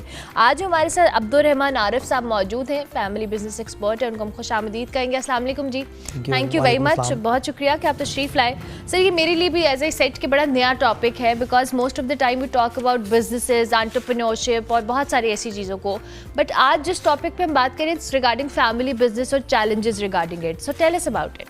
देखिए पहले तो ये अंडरस्टैंड करने की कोशिश करें कि बिज़नेस जो है वो बनते कैसे हैं। बिल्कुल सही। इंसान अपनी ज़रूरतों को पूरा करने के लिए, अपने पैशन को पूरा करने के लिए या मार्केट के अंदर किसी नीड को फुलफिल करने के लिए बिज़नेस स्टार्ट करता है। बिल्कुल सही। एम्प्लॉयमेंट में ये होता है कि इंसान जॉब करता है, सैलरी लेता है, अपने खर्चे पूरे करता है, जबकि बिज़नेस में आप कुछ बड़ा करते हैं। आप ज़्यादा पैसा कमा सकते हैं, ज़्यादा नाम कमा सकते हैं, ज़्यादा इज्जत कमा सकते हैं, इसके अलावा ज़्यादा वैल्यू एडिशन कर सकते हैं। और सारे बिजनेस स्टार्ट कोई ना कोई फैमिली करती है।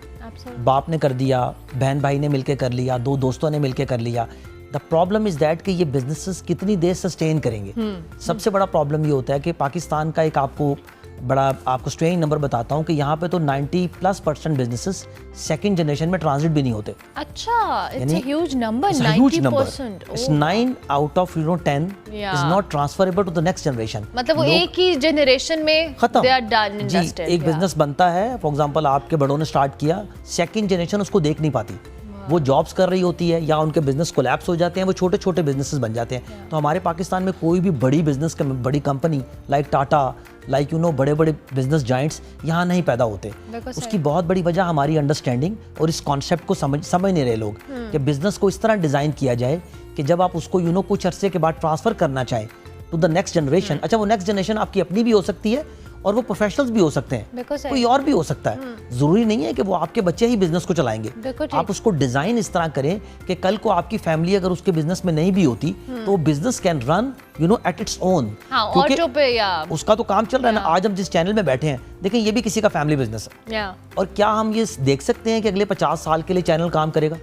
बिकॉज अगर इसको डिज़ाइन ऐसे किया जाएगा कि इसके जो ऑनर्स हैं, जो फाउंडर्स हैं, वो खुदा ना खासा जिंदगी इंसान की 200 साल की तो नहीं है, वो कभी चला भी जाएगा, तो what happen to this whole setup?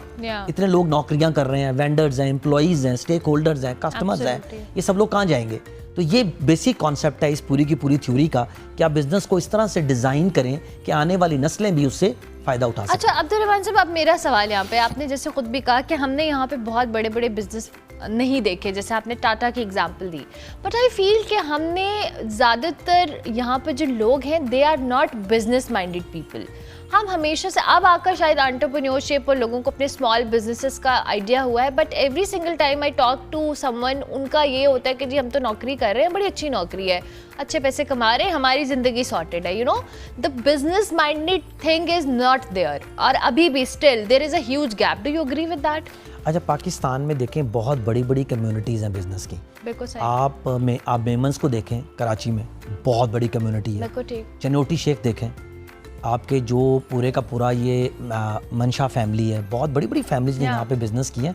ऐसा नहीं है कि लोगों को यहाँ पे सेंस है नहीं, लोग यहाँ पे चीज़ शुरू ज़रूर करते हैं, ठीक है, लेकिन उसको सस्टेन नहीं। हमारा सबसे बड़ा प्रॉब्लम सस्टेनेबिलिटी का है। हमारे रवैयों में वो चीज़ें सीखने की प्रैक्टिस नहीं है जिससे हम सस्टेनेबल हों और कंसिस्टेंट हों। हमें बहुत ज़्यादा चेंजेस हैं, हम बहुत क्विक विनर्स हैं, हमें दिल करता है कि हम रातों रात कुछ ऐसा हो जाए, शॉर्टकट लग जाए और कुछ ऐसा हो जाए। बिजनेस ऐसा है नहीं।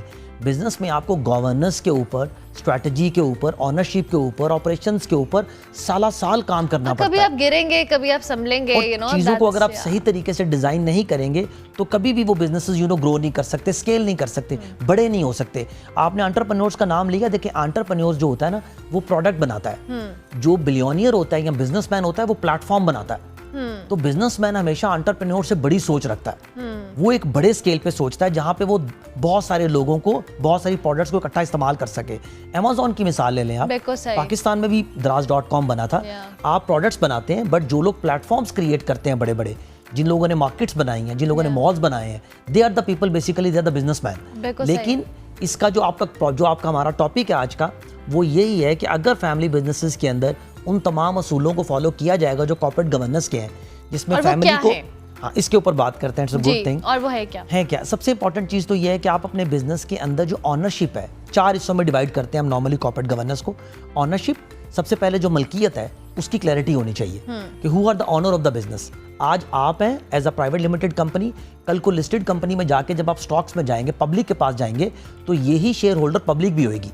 देखिए, if you want to become the owner of a fertilising company, तो आप एंग्रो के शेयर ले लें, तो you are the share holder of the Engro. तो आप जब मलकियत को अंडरस्टैंड करने की कोशिश करेंगे तो ऑनरशिप के असूलों को समझना is the first thing of corporate governance. Second thing is the governance itself, इसमें बोर्ड ऑफ डायरेक्टर्स कैसे ऑपरेट करते हैं, चेयरमैन है, बोर्ड है, जिन्होंने स्ट्रैटेजिक डिसीजन मेकिंग करनी है पूरे बिजनेसेस की, वो किस तरह से चीज़ों को अंडरस्टैंड करते हैं। और इससे नीचे लेयर है स्ट्रैटेजी एंड CEO, जो कि पूरी कंपनी के रोजाना के ऑपरेशंस चला रहा है, और इसके बाद मैनेजमेंट है।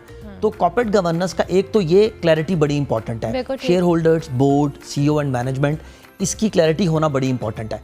और दूसरी चीज़ जो है, कॉर्पोरेट गवर्नेंस जो है वो एक्सेस टू कैश का टूल है।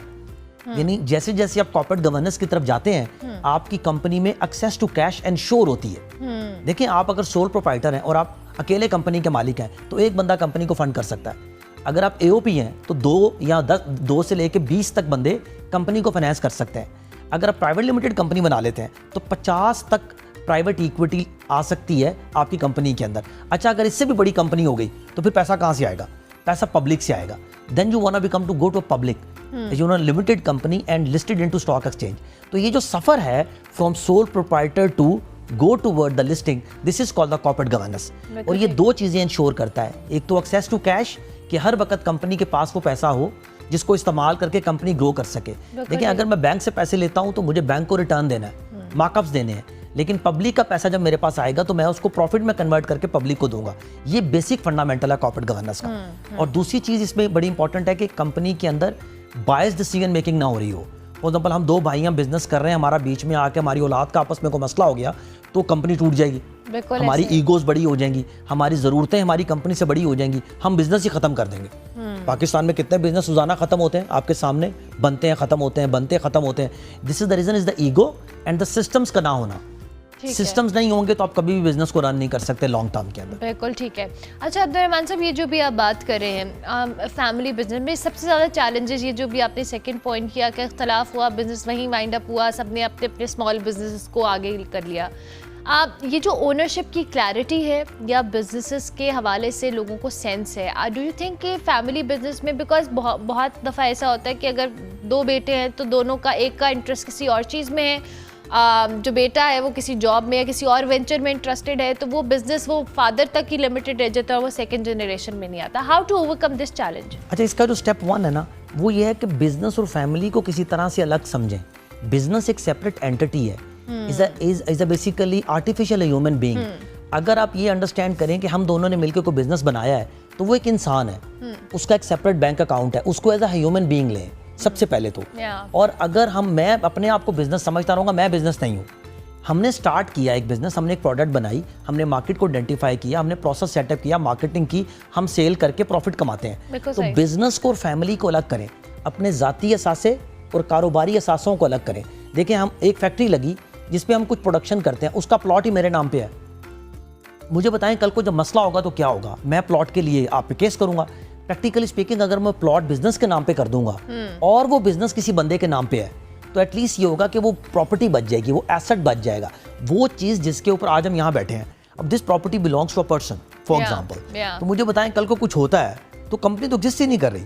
तो जब तक आप कंपनी की बैलेंस शीट, कंपनी के असासों को अलग नहीं करेंगे, अपने असासों को अलग नहीं करेंगे, अपनी ज़ाती ज़िंदगी के फैसले और बिजनेस के फैसलों को सेपरेट नहीं करेंगे थ्रू प्रोफेशनल मैनेजमेंट, आप कभी भी इसको ट्रांसफ़र नहीं कर सकते।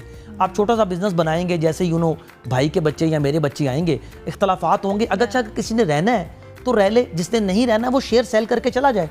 जब आप अपनी कंपनी को कन्वर्ट कर देते हैं into a corporate governed company तो कंपनी में शेयर्स होते हैं, हर बंदे के शेयर्स हैं। आप कंपनी को ख़राब मत करें, आपने नहीं रहना, आप शेयर सेल करें, आप चले जाएं। कंपनी को तो ना ब्रेक करें। यहाँ पे इशू ये है कि जब लोग निकलते हैं तो कंपनी को ब्रेक कर देते हैं क्योंकि उनके पास मेथड नहीं होता कंपनी से एग्जिट करने का। देखिए जिस तरह से कंपनी में आने के असूल हैं, इस तरह से कंपनी से एग्जिट के भी असूल हैं। अगर आप एग्जिट के असूल क्लियर कर लें, वाजे कर लें कि जब कभी भी फैमिली से कोई बंदा निकलेगा उसके हकूक को किस तरह से सिक्योर किया जाएगा, तो family business is normally secured, they have a long life. बिल्कुल ठीक है। अभी आपने जिन बड़ी बिजनेस फैमिलीज जो पाकिस्तान में भी हैं, क्या समझते हैं कि उनका जो सस्टेनेबिलिटी है और जिस तरह से उन्होंने एक्सपैंड किया है अपने बिजनेस को, what's the key behind it? The key is one, corporate governance. अगर वो फैमिली बिजनेसेस भी हैं तो उन्होंने अपने फैमिली बिजनेसेस को भी कॉर्पोरेट गवर्न वे में चलाया है। इवन अब बड़े बड़े बिजनेस जितने भी आपको नजर आ रहे हैं सारे इस प्रोसेस से गुजर चुके हैं। सब लोगों ने अपने फैमिली कॉन्स्टिट्यूशंस लिखे हैं, they write down the family charters, वहाँ पे उन्होंने फैमिली के तमाम एलिमेंट्स लिखे हैं कि जिसमें किसी का हक ना मारा जाए, किसी की अना को नुकसान ना पहुंचे। ठीक है। दूसरी तरफ उन्होंने बिजनेस के अंदर बोर्ड्स बनाए हैं, प्रोफेशनल सीईओ हायर किए हैं, प्रोफेशनलाइजेशन की है, सिस्टम्स लगाए हैं ताकि बिजनेस में ट्रांसपेरेंसी आए। जो काम हो वो किसी असूल पे हो, किसी बंदे की मर्जी से ना हो, किसी बंदे के मूड से ना हो, क्योंकि जब चीज़ें मर्जी और मूड पे चलती हैं तो बिजनेस के डिसीजन तो मर्जी और मूड पे नहीं होते, वो किसी ना किसी असूल पे होते हैं। तो इन सारे बड़े बिजनेसेस ने यही किया है, जितने भी आपको पाकिस्तान के बिजनेसेस इस वक्त नज़र आते हैं ग्रो करते हुए, सब लोगों ने यही प्रोसेस किया है। अगर किसी ने नहीं किया तो या तो वो स्केल डाउन हो रहा है या वो बंद हो रहा है। This is a simple answer. Very interesting, thank you very much Abdurrahman साहब, बहुत शुक्रिया। अब्दुर्रहमान आरिफ साहब हमारे साथ मौजूद थे जी, फैमिली बिजनेस के हवाले से चैलेंजेस और जो एडवाइजरी है कॉर्पोरेट की उसके हवाले से बता रहे थे कि कितना इंपॉर्टेंट है कि हर चीज़ की क्लैरिटी और ट्रांसपेरेंसी का होना, तभी हम फैमिली बिजनेसेस के सस्टेनेबल होने के हवाले से बात कर सकते हैं। हम ब्रेक लेंगे, ब्रेक के बाद वापस आएंगे। आप देखते रहिए गुड मॉर्निंग पब्लिक।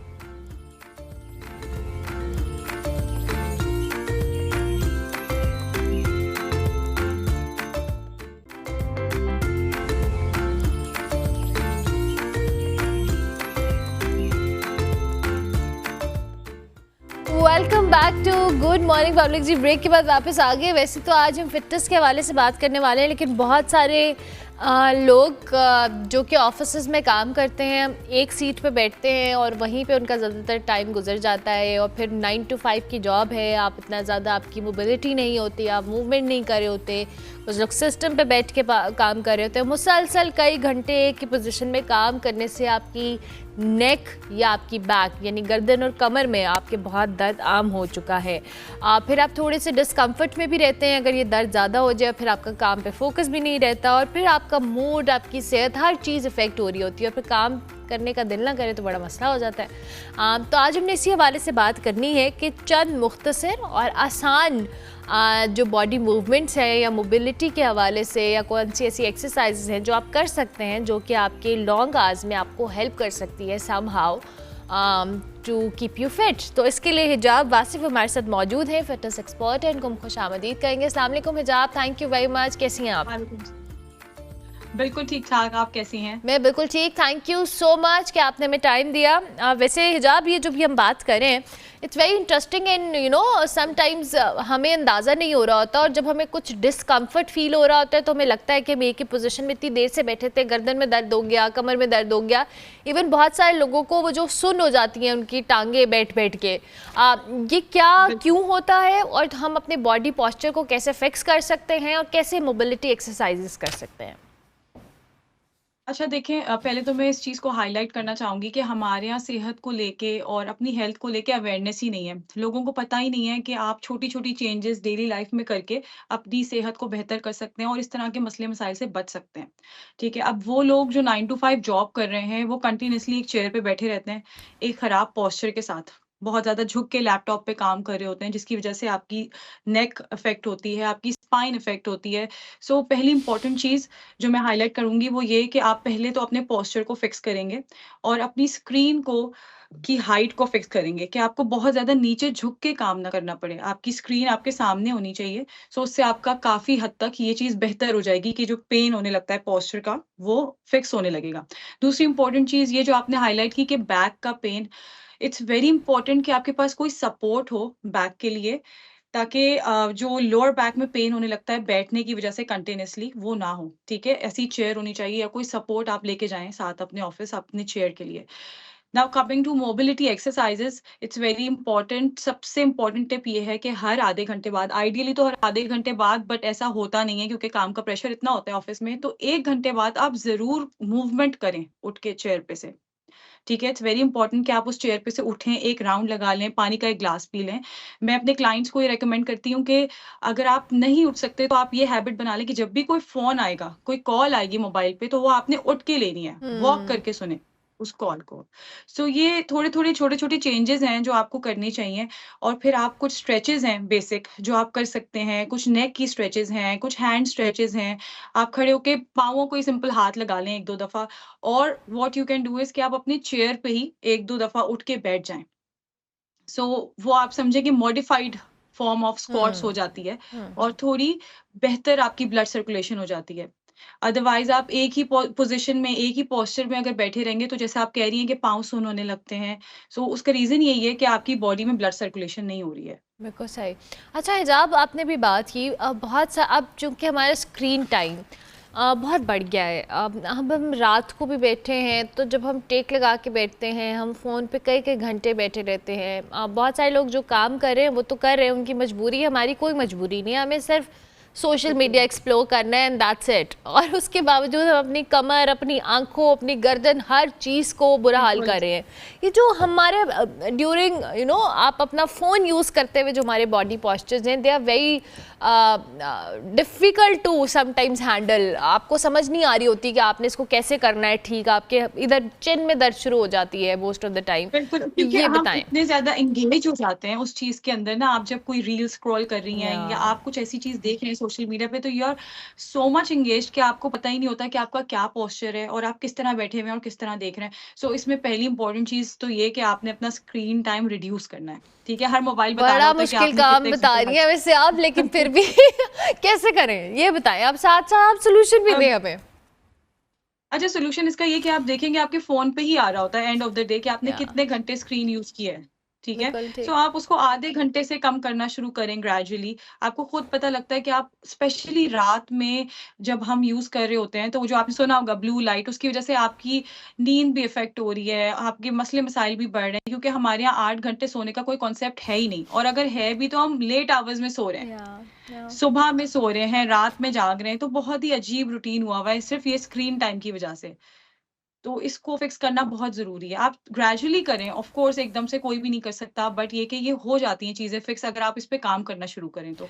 और हेल्थ पे जो लोग ऑफिस जा रहे हैं या जिनके पास टाइम मैनेज नहीं हो रहा, वो ज़रूर मुझे एक ऐसी मैं आपके थ्रू ये मैसेज देना चाहूँगी कि हमारे यहाँ हेल्थ की अवेयरनेस बिल्कुल भी नहीं है। मैं चाहती हूँ कि स्कूल्स में, कॉलेजेस में ये सब्जेक्ट होना चाहिए, लोगों को पता होना चाहिए कि आप मेडिसिन से और इन चीज़ों से किस तरह बच सकते हैं। बिकॉज़ हमारे यहाँ ये बहुत नॉर्मलाइज़ हो गया कि यहाँ पेन हो रहा है तो आप फ़ौरन मेडिसिन ले लें, यहाँ पेन हो रहा है तो आप मेडिसिन ले लें। इंस्टेड ऑफ वर्किंग आउट या आप उस चीज़ को फिक्स करें, हम मेडिसिन पे चले जाते हैं फ़ौरन। तो बहुत अगर आप सिर्फ आधा घंटा अपने लिए निकालना शुरू कर दें, आधा घंटा वर्कआउट करें। वो लोग जो ऑफिस जा रहे हैं वो एक बैग बना के लेके जाएं ऑफिस और स्ट्रेट जिम चले जाएं ऑफिस से। सो ये छोटी छोटी हैबिट्स अगर आप चेंज करना शुरू करेंगे। बहुत सारे लोग हैं जब लोगों को लगता है कि वो जिम जाने के लिए आपको बड़ा कंसिस्टेंट होना पड़ता है, you have to be very dedicated. Do you recommend walk और मे बी जॉग और समथिंग लाइक दैट? जो लोग अगर जिम जाने में कंसिस्टेंट नहीं है, अगर जिम स्किप हो गया है तो आप एक दिन वॉक कर सकते हैं, कितने 1000 स्टेप्स आप कर सकते हैं। ये वाला थोड़ा ऑल्टरनेट्स भी दें, क्योंकि बहुत सारे लोग जिम का नाम सुन के कहते हैं हाय रोज़ जाना पड़ेगा। अच्छा देखिए, बिल्कुल आप कुछ ना करने से बेहतर है कि आप वॉक कर लें, जॉग कर लें, आप एक्टिव रहें, ठीक है। But again coming to the point, there is no comparison between strength training या वर्कआउट और वॉक एंड जॉग, ठीक है। You are losing your muscle mass after 30, because जो ऑफिस जाने वाले लोग हैं वो आपको पता है कि वो 30s 20 आफ्टर 25 मोस्टली आपकी जो आवाम है वो 25 के बाद वर्किंग और सारा कुछ। तो 30 के बाद you are losing your muscle mass so fast, जिसकी वजह से आपको मसले मसाइल शुरू हो जाते हैं। और उसका एक वाहिद हल ये है कि आप स्ट्रेंथ ट्रेन करें, आप अपने मसल्स को बचा के रखें ताकि ये मसले कम से कम हों। क्योंकि आफ्टर 30 आई फील जैसे आप अपने 30s में जाते हैं आपकी बॉडी में ऐसे कोई चेंजेस आना शुरू होते हैं, आपको हिट करता है कि लेट 20s में या अर्ली 20s में जो आपकी एनर्जी थी, आपका जो एवरीथिंग, योर बॉडी, आपकी रिस्पॉन्स बहुत अच्छा करती थी। लेकिन जैसे आप 30s में जाते हैं आपको एक मेजर फील होता है अपनी बॉडी के अंदर चेंज। बिल्कुल ऐसे ही है। और आपको पता है अब तो बहुत यंग एज में, बिकॉज हमारे यहाँ एक्टिविटी लेवल्स कोई है ही नहीं। पहले अगर आपको याद हो, हमारे मैं अपने बचपन की बात करूं तो आप बाहर खेलते थे, एक प्ले टाइम होता था, एक्टिविटी करते थे, वो चीज़ बिल्कुल ख़त्म हो गई। सो ये मसले बहुत अर्ली एज से शुरू होने लगे हैं। अर्ली 20s में हमारे पास बच्चियाँ आती हैं and they are complaining about these things कि उनकी जो है वो इधर पेन है, उधर पेन है। फिर हार्मोनल इम्बैलेंस, वो लाइफस्टाइल हमारा, बिल्कुल लाइफस्टाइल, कुछ एक्टिविटी नहीं है। सो आप अगर देखेंगी हमारी पिछली 2 जनरेशन्स की हेल्थ बहुत जल्दी डिक्लाइन हुई है। उसका रीजन ही ये है कि वर्कआउट की कोई अवेयरनेस नहीं थी और लाइफस्टाइल चेंज हो गए। घर में मेड्स आने लगी, हेल्पर्स आने लगे और आपके पास वो सारा कुछ नहीं है। आप मसाले नहीं पीस रहे हाथों से, आप कपड़े नहीं धो रहे हाथ से। सो वो एक्टिविटी लेवल्स भी नहीं रहे, जिसकी वजह से आपकी हेल्थ बहुत जल्दी आई बिलीव हिजाब की ये चले आपकी समहाउ हाउस हेल्प, ये सारी चीज़ें आपको करती हैं बहुत सारी working women, but at the same time हम हमारे घरों में भी जो ख़वातीन हैं उन्होंने बिल्कुल अपने आप छोड़ देती हैं मोस्ट ऑफ द टाइम। मैं हर एक के बारे में बात नहीं करी, वो छोड़ देती हैं। वो कहती हैं जी हमारा तो घर के कामों में इतना हशर हो जाता है, हम क्या एक्सरसाइज करें, यही हमारी एक्सरसाइज। मैंने अपनी अम्मी को सारी ज़िंदगी यही कहते हुए सुना है, घर के काम कर रही हूँ तो यही एक्सरसाइज है, यू नो दैट्स हाउ हमारे ये सारी चीज़ें चलना शुरू हो गई। सो वर्कआउट को करना और प्रॉपरली करना, कौन सी एज जब आप समझती हैं आइडियल एज है कि आपको इस एज में वर्कआउट स्टार्ट कर देना चाहिए if you want you know strength in your later age? देखिए जो लाइफस्टाइल है ना आजकल, तो मैं तो समझती हूँ कि एज सून एज पॉसिबल आप स्टार्ट कर दें वर्कआउट करना, ठीक है, बिकॉज कोई एक्टिविटी नहीं है, आप बच्चे आपके खेल कूद नहीं रहे, बाहर कुछ नहीं करे, तो आप किसी भी चीज से स्टार्ट कर सकते हैं। वो एक्टिविटी कुछ भी हो सकती है। आप यूट्यूब बच्चे आपके देख रहे हैं तो आपने टीवी पर ही कोई सॉन्ग्स लगा दिए और साथ उनके एक्टिविटी कर ली, आप खुद भी इंगेज हो गई, आपने बच्चों को भी करा लिया। जो आप बात कह रही हैं कि हमारे यहाँ शादी के बाद या घर के कामों में खवातीन इतनी ज्यादा मसरूफ हैं कि वो कहती हैं कि नहीं बस हमारी तो हो गई, हम थक गए। सो बिल्कुल, क्योंकि प्रायोरिटाइज नहीं किया जाता। आपको पता है हम यूके बेस्ड, मैं पाकिस्तान से भी आई तो मैंने बहुत बड़ा डिफरेंस देखा कि यहाँ पे we don't have any help, ठीक है। सारा काम करने के बावजूद लोग जिम भी जाते हैं और वॉक भी करते हैं, जॉग भी करते हैं, अपने लिए अलग से टाइम भी निकालते हैं। And you know what? हाँ, मेरी my sister lives in UK and every single time I go to her place and वो मुझे कहती है कि मैं जितना तुम लोग घर में वॉक कर रहे हो, मैं रोज अपने काम पे घंटा वॉक करके जा रही हूँ। You know that's how they walk. उनकी कम्यूट करने का जो तरीका है उसमें कहीं ना कहीं उनका बहुत सारा वर्कआउट हो जाता है। वही बात है, हाउस हेल्प तो ना होने के बराबर है ना, मतलब क्या करे बंदा। बिल्कुल। और क्योंकि उन्होंने इस चीज़ को ना आप समझें कि इतना वो किया हुआ है, क्या कहना चाहिए, अपने आप के अपनी हेल्थ के लिए और अपनी सारी चीज़ों के लिए इतना ज़्यादा कंसर्न है कि उन्होंने बाकायदा टाइम मैनेज किया हुआ होता है वर्कआउट करने के लिए। यहाँ पे specially I am telling you कि मेरे नेबर्स में 80+ की खवातीन हैं और वो अपनी ग्रोसरीज खुद उठा के लेकर आ रही होती हैं चल के। एक बार वो रास्ते में मुझे मिली तो मैं गाड़ी में थी, मैंने उनसे कहा कि आप आ जाएं गाड़ी में बैठ जाएं, तो मुझे कहने लगी नहीं गाड़ी तो मैं खुद छोड़ के आई हूँ ताकि मैं चल के अपनी ग्रोसरी ला सकूं। हमें तो यार साथ वाली गली में जाने तो will take out our car and then we will go, right. हम तो पैदल चलना प्रेफर ही नहीं करते हैं। तो हमारे यहाँ इस चीज को प्रायोरिटाइज नहीं किया जाता और बताया ही नहीं जाता शुरू से बच्चों को कि इसकी क्या अहमियत है चलने की या वर्कआउट करने की। जब पता ही नहीं होगा आपको तो फिर आप ऑफ कोर्स निगलेक्ट करेंगे अपनी हेल्थ को। Thank you very much Hijab, बहुत शुक्रिया। It was lovely talking to you और आपने बड़ी अच्छी हमें चीज़ें मोटिवेट किया है कि अगर आप घर पे हैं, वर्किंग वुमेन है, कोई भी हैं, अपने लिए रोज़ ज़िंदगी में 30 मिनट्स ज़रूर निकालें और अपनी मोबिलिटी को मेक श्योर करें, स्ट्रेंथ ट्रेनिंग करें, डू समथिंग। ये जो आप घर के काम करें, कुछ भी करें, उसमें आपकी एक्सरसाइज नहीं हो रही अंटिल वाला से आप बहुत ज़्यादा फोकस्ड या डेडिकेशन के साथ नहीं करें। सो आई होप कि आपको आज का प्रोग्राम अच्छा लगा होगा। इंशाल्लाह मेरी आपसे मुलाकात होगी अब कल। फीडबैक हमारे सोशल मीडिया हैंडल्स पर लाजमी दीजिएगा। कल तक के लिए मेरी तरफ से अल्लाह हाफ़िज़।